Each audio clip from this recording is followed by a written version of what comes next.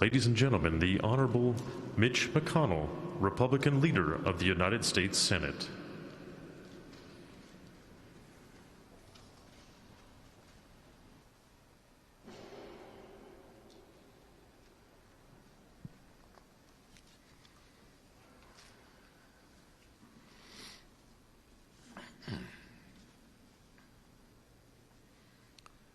On April 14th, 1969, Senator Bob Doyle delivered his first floor speech. He said, quote, "The task ahead is monumental." And this was before Bob knew he'd end up leading a conference of 53 senators. Years later, after he had become leader, Bob described his Senate management challenges with his trademark wit. "If I'd known," he said, "we were going to win control of the Senate, we'd have run better candidates." I swear, Bob could have made it as a stand-up comic. But in that maiden speech, Bob was earnest. He was already championing a signature cause, helping Americans with disabilities. "The task ahead is monumental," he said, "but I'm confident that there are forces in America ready and willing to meet the challenge." Bob Doyle himself was certainly proof of that. That maiden speech came 24 years to the day after he sustained his combat wounds in Italy. Bob had already risen to a monumental task. He'd taken the fight to the Nazis, and he'd nearly paid for it with his life.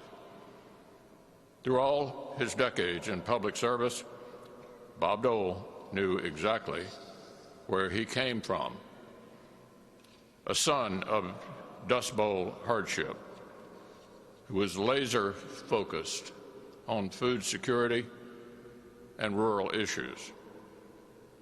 A wounded warrior who spent decades carrying fellow veterans and Americans with disabilities on his shoulders. Bob was the last of the greatest generation to run for president, but he was never stuck in the past. His roots ran deep, but he was always looking to new horizons. From that first speech, through his years in leadership, through Bob's incredibly active retirement in name only, he built brighter futures for millions. Bob was blessed with long life to watch this legacy take effect. But that was no accident. Bob liked to joke that he planned for longevity by closely studying our most senior colleagues. He had a whole comedy routine about how he had tried to copy Strom Thurmond's eating habits. If Strom takes a shrimp, I take a shrimp. If he eats a banana, I eat a banana. But the real engine behind Bob's 98 remarkable years was his love. His love for Elizabeth and for Robin, for public service, for Kansas, and for America. Today we honor the amazing life that love created. And we thank God, the source of all love, both for Bob's incredible journey here in this life and for the fact that he has entered his eternal reward in the next.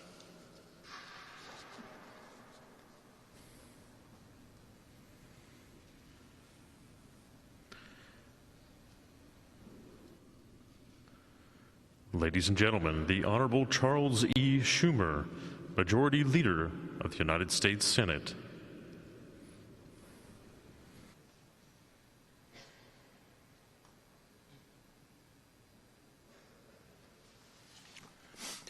Mr. President, Madam Vice President, Madam Speaker, Leader McConnell, Leader McCarthy, distinguished guests, dear colleagues, and most importantly, Senator Elizabeth Dole and Robin. The scriptures say that we should, quote, rejoice in our sufferings, knowing that suffering produces endurance, and endurance produces character, and character produces hope. Today, we pay tribute to a remarkable leader. Over the course of his life, knew more than his fair share of suffering, who turned that suffering into endurance, whose endurance became central to his character, and whose character, whose essential goodness, leaves us with hope. Hope that we will continue to see good men and women in this country like the one to whom we say goodbye today. To pay tribute to Senator Bob Dole is to honor someone who redefined and elevated what it means to serve country. By 21, Bob had given more of himself than most of us give in a lifetime, and then he kept going for 77 years after that. And my God, it was 77 years well spent. At 27, he was elected to state politics. A decade later, he came to Congress, followed promptly with an election to the Senate. 16 years later, Bob Dole was majority leader, remaining in party leadership until his final run for president in 1996. The years were well spent, however, not because of his titles, but because of what he accomplished. Today, tens of millions of Americans, veterans, the elderly, the disabled, and millions of kids across the country are better off because of Bob Dole. He never lost his roots as a principled, pragmatic Kansas Republican, and Bob never hesitated to work with Democrats to get things done. From joining Senator McGovern on federal nutrition programs, to working with my former colleague, Senator Moynihan, to protect Social Security, to helping pass the Americans with Disability Act with Senators Kennedy and Harkin. Bob Dole was a champion of those whose lives were marred by struggle, who came not from citadels of privilege, but from humble origins like his own. In his memoir, Senator Dole wrote that supporters were sometimes surprised to hear that of all his accomplishments in the Senate, reforming Social Security was his greatest pride, along with passing the ADA. I'm sure that surprises a few of us here today, but I doubt those who knew the Bob Dole of Russell, Kansas, the man whose family lived for years in their own basement so they could rent out their house, who as county attorney had to approve his grandfather's welfare checks each month, whose recovery from war was made possible only after his hometown pooled money to pay for surgery. I imagine that those who knew this side of Bob Dole understood that no matter how high he climbed up the ranks, he never forgot the reason he entered public service. And of course, he did it all with unmistakable acerbic wit, honed and refined over the years as he worked as a soda jerk in the local drugstore. Bob and I never worked together in the Senate, but I was not spared his famous ribbing. Don't worry, Bob. It's safe to be between me and the cameras today. In closing, I want to bring back an enduring image of Bob that took place 9 years ago, as we said goodbye to another colleague lying in this same rotunda. None of us will ever forget the strength and honor of Bob with Elizabeth at his side, standing and saluting Danny Inouye one last time. Bob used to tell the story of him and Danny recovering from war wounds at Percy Jones Army Hospital in Battle Creek, Michigan.